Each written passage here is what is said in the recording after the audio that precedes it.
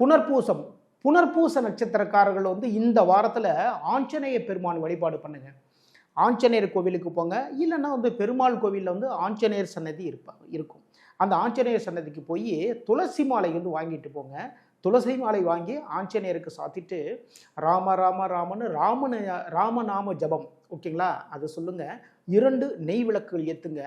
ஆஞ்சநேயர் சன்னதியை வந்து 9 முறை வந்து சுற்றிவாங்க. இதுதான் மிகப்பெரிய ஒரு ரகசியமான ஒரு விஷயம் வந்து இதுதான். 9 முறை சுற்றி வந்து உங்களுடைய வழிபாடுகள் எல்லாத்தையும் வச்சுக்கோங்க. அரசாங்கத்தின் மூலமாக தடைப்பட்ட காரியங்கள் எல்லாமே விலகி ஓடிடும்.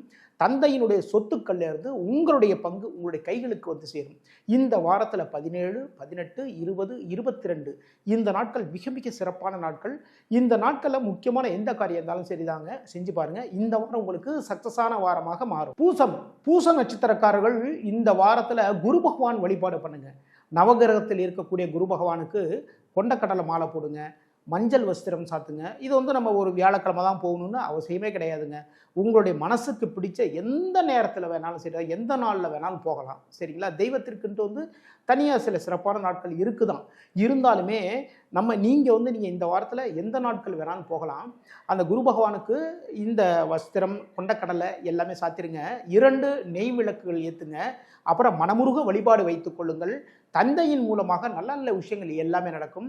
அரசாங்கத்தினுடைய முழு ஆதரவு வந்து உங்களுக்கு கிடைக்கும். திருமண தடைகள் எல்லாமே விலகும். இந்த வாரத்தில் வந்து 18, 19, 21, 23 இந்த நாட்கள் மிக மிக சிறப்பான நாட்கள். பணவரவுகள் அள்ளித்தரக்கூடிய நாட்களாக இந்த நாட்கள் அமைகின்றது. இந்த நாட்களில் முக்கியமாக எந்த வேலை இருந்தாலும் சரி தாங்க, செஞ்சு பாருங்க. இந்த வாரம் உங்களுக்கு சக்சஸான வாரமாக மாறும். ஆயில்யம் நட்சத்திரக்காரர்கள் இந்த வாரத்தில் சிவபெருமான் வழிபாடு பண்ணுங்க. எந்த நாளில் வேணாலும் போங்க.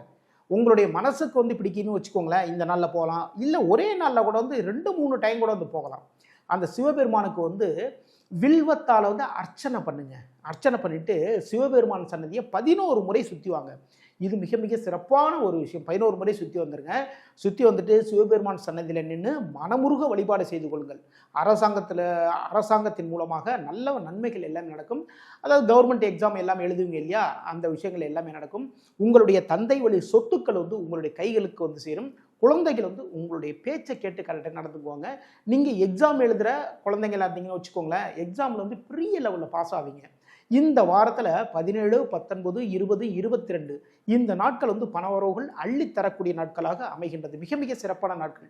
இந்த நாட்களில் முக்கியமான எந்த வேலை இருந்தாலும் சரி தாங்க, செஞ்சு பாருங்க. இந்த வாரம் உங்களுக்கு சக்சஸான வாரமாக மாறும்.